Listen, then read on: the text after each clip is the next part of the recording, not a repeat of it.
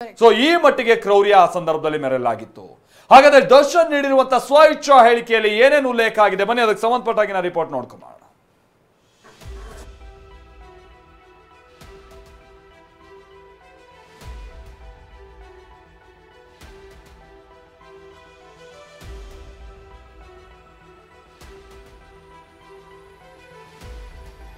ರೇಣುಕಾ ಕೊಲೆ ಬಯಲಾಯಿತು, ಚಾರ್ಜ್ ಶೀಟ್ನಲ್ಲಿನ ಗುಟ್ಟು.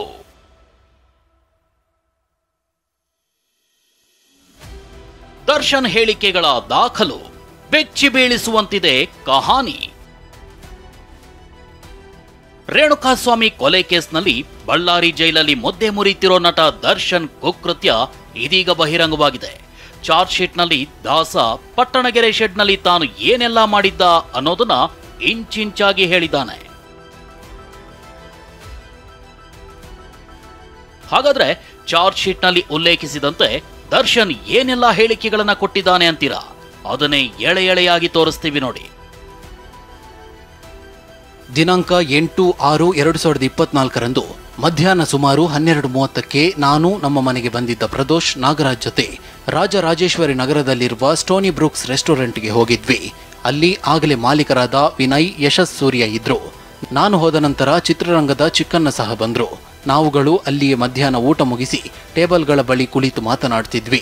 ಮಧ್ಯಾಹ್ನ ಸುಮಾರು 3 ಗಂಟೆಯಲ್ಲಿ ಪವನ್ ನನ್ನ ಬಳಿ ಬಂದು ತನ್ನ ಮೊಬೈಲ್ ಅನ್ನ ನನಗೆ ತೋರಿಸಿ ಯಾವನೋ ಒಬ್ಬ ಗೌತಮ್ ಎಸ್ ಎಂಬ ಹೆಸರಿನ ಇನ್ಸ್ಟಾ ಖಾತೆಯಿಂದ ಪವಿತ್ರ ಅಕ್ಕನಿಗೆ ಸುಮಾರು ದಿನಗಳಿಂದ ತನ್ನ ಖಾಸಗಿ ಅಂಗಾಂಗಗಳ ಚಿತ್ರಗಳನ್ನು ಕಳುಹಿಸುತ್ತಿದ್ದಲ್ಲದೆ, ಪವಿತ್ರ ಅಕ್ಕನಿಗೆ ನಿನ್ನ ರೇಟ್ ಎಷ್ಟು, ನಾನು ರೂಮ್ ಮಾಡುತ್ತೇನೆ, ನೀನು ಬಾ, ನಾನು ದರ್ಶನ್ಗಿಂತ ಚೆನ್ನಾಗಿದ್ದೇನೆ ಅಂತ ಇತ್ಯಾದಿಯಾಗಿ ಮೆಸೇಜ್ಗಳನ್ನು ಮಾಡಿರುವ ಚಿತ್ರದುರ್ಗದ ರೇಣುಕಾಸ್ವಾಮಿ ಎಂಬ ವ್ಯಕ್ತಿಯನ್ನ ರಾಘವೇಂದ್ರ ಮತ್ತು ಆತನ ಸ್ನೇಹಿತರು ಕಿಡ್ನಾಪ್ ಮಾಡಿಕೊಂಡು ಬಂದು ಪಾರ್ಕಿಂಗ್ ಶೆಡ್ನಲ್ಲಿ ಇಟ್ಟಿರ್ತಾರೆ ಎಂದು ಹೇಳಿದ್ನು. ನಾನು ಪವಿತ್ರಗೆ ಕಾಲ್ ಮಾಡಿ ಮಾತನಾಡಿ ಸ್ಟೋನಿ ಬ್ರೂಕ್ಸ್ನಿಂದ ಊಟವನ್ನು ಕಳುಹಿಸಿರುತ್ತೇನೆ. ಪವಿತ್ರ ಊಟ ಮಾಡುವ ಸಮಯದಲ್ಲಿ ವಿಡಿಯೋ ಕಾಲ್ ಮಾಡಿ ಮಾತನಾಡಿರುತ್ತೇನೆ. ಊಟ ಮಾಡಿದ ನಂತರ ಶೆಡ್ಗೆ ಹೋಗಿ ಅವನನ್ನ ಸರಿಯಾಗಿ ವಿಚಾರಿಸಿಕೊಂಡು ಬರೋಣ ಎಂದು ತಿಳಿಸಿರ್ತೇನೆ. ನಂತರ ನಾನು ನನ್ನ ಜೊತೆ ಇದ್ದ ಚಿಕ್ಕನ್ನ, ಯಶಸ್ ಸೂರ್ಯಗೆ ನೀವು ಮನೆಗೆ ಹೊರಡಿ ಎಂದು ಹೇಳಿ ನಾನು ವಿನಯ್, ಪ್ರದೋಷ್ ಜೊತೆ ಪ್ರದೋಷ್ಗೆ ಸೇರಿದ ಸ್ಕಾರ್ಪಿಯೋ ಕಾರ್ನಲ್ಲಿ ಪವಿತ್ರ ಇದ್ದ ಮನೆಯ ಬಳಿ ಹೋಗಿ ಪವಿತ್ರರನ್ನ ಜೊತೆಯಲ್ಲಿ ಕರೆದುಕೊಂಡು ಸುಮಾರು 4:30 ಸುಮಾರಿಗೆ ವಿನಯ್ ಅವರ ಶೆಡ್ ತಲುಪಿದ್ವಿ. ಹೀಗೆ ಪಕ್ಕಾ ಪ್ಲಾನ್ ಮಾಡ್ಕೊಂಡು ಹೋದ ದರ್ಶನ್ ಅಂಡ್ ಗ್ಯಾಂಗ್ ರೇಣುಕಾಸ್ವಾಮಿಗೆ ಒಂದೆರಡು ಗೇಟ್ ಕೊಟ್ಟು ಬುದ್ಧಿ ಹೇಳಿ ಬಂದಿದ್ರು ಇವತ್ತು ದರ್ಶನ್ ಜೈಲಿನ ದಾಸನಾಗ್ತಿರ್ಲಿಲ್ಲ. ಬದಲಾಗಿ ಪಟ್ಟಣಗೆರೆ ಶೆಡ್ಗೆ ಬಂದವರೇ ರೇಣುಕಾಸ್ವಾಮಿ ಮೇಲೆ ರಾಕ್ಷಸನಂತೆ ವರ್ತಿಸಿದ್ದಾರೆ. ಹಾಗಾದ್ರೆ ಮುಂದಾಗಿದ್ದೇನೋ ಅನ್ನೋದನ್ನ ದರ್ಶನ್ ಹೇಳಿದ್ದೇನು ಗೊತ್ತಾ? ನೀವೇ ನೋಡಿ.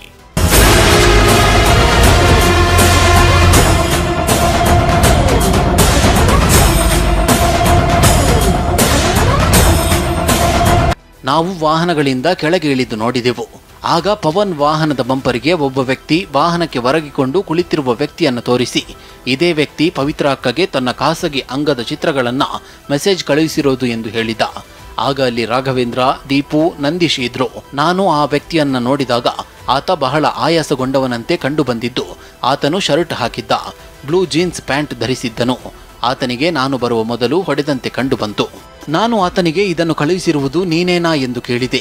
ಅದಕ್ಕೆ ಅವನು ಹೌದು ನಾನೇ ಎಂದ. ಇದು ನಿನಗೆ ಬೇಕಾ? ನಿನ್ನ ಸಂಬಳ ಎಷ್ಟು ಎಂದು ಕೇಳಿದೆ. 20,000 ಎಂದು ಹೇಳಿದ. ನಿನಗೆ ತಿಂಗಳಿಗೆ 20,000 ಸಂಬಳ? ನನ್ನ ಮಗನೇ, ನೀನು ಇವಳನ್ನ ಮೇಂಟೈನ್ ಮಾಡಲು ಸಾಧ್ಯನಾ? ಈ ರೀತಿಯಾಗಿ ಬಾ ಎಂದು ಕೆಟ್ಟದಾಗಿ ಮೆಸೇಜ್ ಮಾಡಿದ್ದೀಯಲ್ಲ ಎಂದು ಕೇಳಿದ್ದಕ್ಕೆ ಆತ ಏನು ಸಹ ಮಾತನಾಡಲಿಲ್ಲ. ನಾನು ಆತನಿಗೆ ಕೈಯಿಂದ ಹೊಡೆದೆ. ಕಾಲಿನಿಂದ ಬಲವಾಗಿ ತಲೆಯ ಭಾಗ, ಕುತ್ತಿಗೆ, ಎದೆ ಭಾಗಕ್ಕೆ ಒದ್ದೆ. ಬಳಿಕ ಅಲ್ಲಿಯೇ ಇದ್ದ ಬಾಗಿದ ಮರದ ಕೊಂಬೆಯನ್ನು ಮುರಿದುಕೊಂಡು ಅದರಲ್ಲಿ ಆತನಿಗೆ ಹೊಡೆದೆ. ಒಂದೆರಡು ಏಟನ್ನ ಕೈಗಳಿಂದ ಗುದ್ದಿದೆ. ನಂತರ ನಾನು ಕಾರಿನಲ್ಲಿ ಕುಳಿತಿದ್ದ ಪವಿತ್ರಾಳನ್ನ ಕರೆದುಕೊಂಡು ಬರುವಂತೆ ಹೇಳಿದ್ದು. ಆಗ ಪವಿತ್ರ ಅಲ್ಲಿಗೆ ಬಂದಾಗ ನೋಡು ನೀನು ಮೆಸೇಜ್ ಮಾಡಿದ್ದು ಇವಳಿಗೇನೆ ಎಂದು ಹೇಳಿ ಪವಿತ್ರಾಳಿಗೆ ತನ್ನ ಚಪ್ಪಲಿಯಿಂದ ಹೊಡೆಯುವಂತೆ ಹೇಳಿದೆ. ಆಗ ಆಕೆ ಹೊಡೆದಿದ್ದು ಆಕೆಯ ಕಾಲಿಗೆ ಬಿದ್ದು ಕ್ಷಮೆ ಕೇಳುವಂತೆ ಹೇಳಿದಾಗ ಆತ ಪವಿತ್ರ ಕಾಲಿಗೆ ಬಿದ್ದಿದ್ದು ಪವಿತ್ರ ಹೆದರಿಕೊಂಡು ಹಿಂದೆ ಹೋದಳು. ನಾನು ಆಕೆಯನ್ನ ಕಾರಿನ ಬಳಿ ಬಿಡುವಂತೆ ಪ್ರದೋಷ್ಗೆ ಹೇಳಿದೆ. ನಂತರ ನಾನು ವಿನಯ್ಗೆ ಪವಿತ್ರಾಳನ್ನ ಮನೆಗೆ ಡ್ರಾಪ್ ಮಾಡಿಸುವಂತೆ ಹೇಳಿದೆ.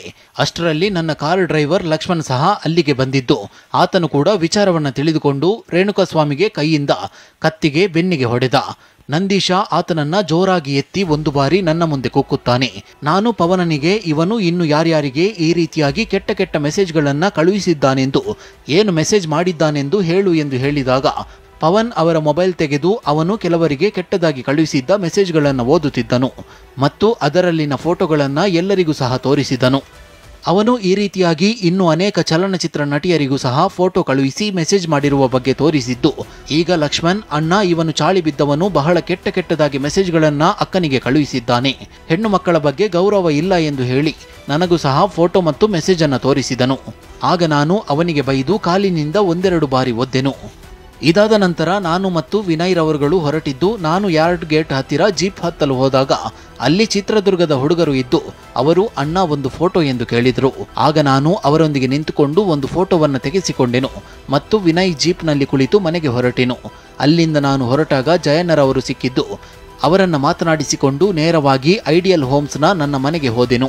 ಸುಮಾರು 7:30 ಸುಮಾರಿಗೆ ಪ್ರದೋಷ್ ವಾಪಸ್ ಮನೆ ಹತ್ತಿರ ಬಂದಿದ್ದು ರೇಣುಕಾಸ್ವಾಮಿ ಸತ್ತು ಹೋಗಿರುವ ವಿಚಾರವನ್ನ ತಿಳಿಸಿದ.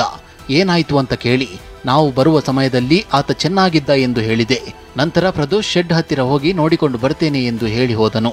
ಸುಮಾರು ರಾತ್ರಿ 9 ಗಂಟೆಗೆ ಪ್ರದೋಷ್, ವಿನಯ್, ನಾಗರಾಜ್, ಲಕ್ಷ್ಮಣ್ ನಮ್ಮ ಮನೆಗೆ ಬಂದಿದ್ದು ರೇಣುಕಾಸ್ವಾಮಿ ಸತ್ತಿರುವ ಬಗ್ಗೆ ತಿಳಿಸಿದ್ದು.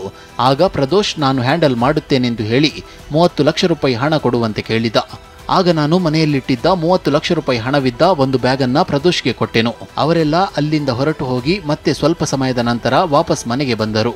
ಆಗ ವಿನಯ್ ನಡೆದ ಘಟನೆಯ ವಿಚಾರಕ್ಕೆ ಸಂಬಂಧಿಸಿದಂತೆ 10 ಲಕ್ಷ ರೂಪಾಯಿ ಕೊಡಿ ಎಂದು ಕೇಳಿದ್ದು, ಆತ ಕೇಳಿದಂತೆ ನಾನು ಹಣವನ್ನು ಕೊಟ್ಟಿರುತ್ತೇನೆ.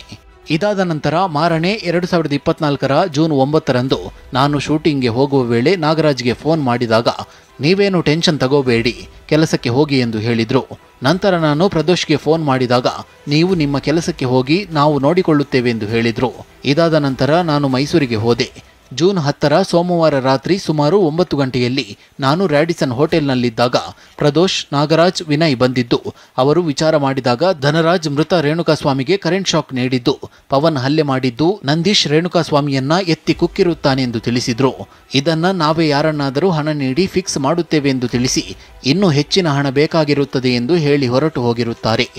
ನಂತರ ದಿನಾಂಕ 11/6/2024ರಂದು ಜಿಮ್ ಮುಗಿಸಿ ಹೋಟೆಲ್ಗೆ ಬಂದು ರೂಮ್ನಲ್ಲಿದ್ದ ಸಂದರ್ಭದಲ್ಲಿ ಪೊಲೀಸರು ಬಂದು ನನ್ನನ್ನು ಕರೆದುಕೊಂಡು ಹೋದರು. ಆಗ ಸಮಯ ಬೆಳಗ್ಗೆ ಸುಮಾರು 8 ಗಂಟೆ ಆಗಿತ್ತು. ನನ್ನನ್ನು ಕರೆದುಕೊಂಡು ಹೋಗುತ್ತಾರೆ. ರೇಣುಕಾಸ್ವಾಮಿಗೆ ಹಲ್ಲೆ ಮಾಡಿದ್ದ ಸ್ಥಳ, ಮೃತಪಟ್ಟ ಸ್ಥಳ, ನಾನು ಪ್ರದೋಷ್, ವಿನಯ್ಗೆ ಹಣ ನೀಡಿದ ಸ್ಥಳ ತೋರಿಸುತ್ತೇನೆ. ನಾನು ಕೃತ್ಯ ನಡೆದ ದಿನದಂದು ಧರಿಸಿದ್ದ ಎಲ್ಲ ವಸ್ತು ನಾನು ವಾಸವಿರುವ ಐಡಿಯಲ್ ಹೋಮ್ಸ್ನಲ್ಲಿ ಬದಲಾಯಿಸಿದ್ದೆ. ಅವುಗಳು ಅಲ್ಲಿಯೇ ಇದ್ದು ನನ್ನನ್ನು ಕರೆದುಕೊಂಡು ಹೋದಾಗ ಉಪಯೋಗಿಸಿದ್ದ ವಸ್ತುಗಳನ್ನು ಹಾಜರುಪಡಿಸುತ್ತೇನೆ. ನನ್ನ ಮೊಬೈಲ್ ಫೋನ್ ನನ್ನ ಬಳಿಯೇ ಇದ್ದು ಅದನ್ನು ಹಾಜರುಪಡಿಸುತ್ತೇನೆ. ಹೀಗೆ ದರ್ಶನ್ ಪೊಲೀಸರೆದುರು ರೇಣುಕಾಸ್ವಾಮಿ ಕೊಲೆ ಬಗ್ಗೆ ಇಂಚಿಂಚಾಗಿ ಹೇಳಿದ್ದು ಒಂದೊಂದು ಅಂಶವು ಬೆಚ್ಚಿ ಬೀಳಿಸುವಂತಿದೆ. Bureau report, TV9.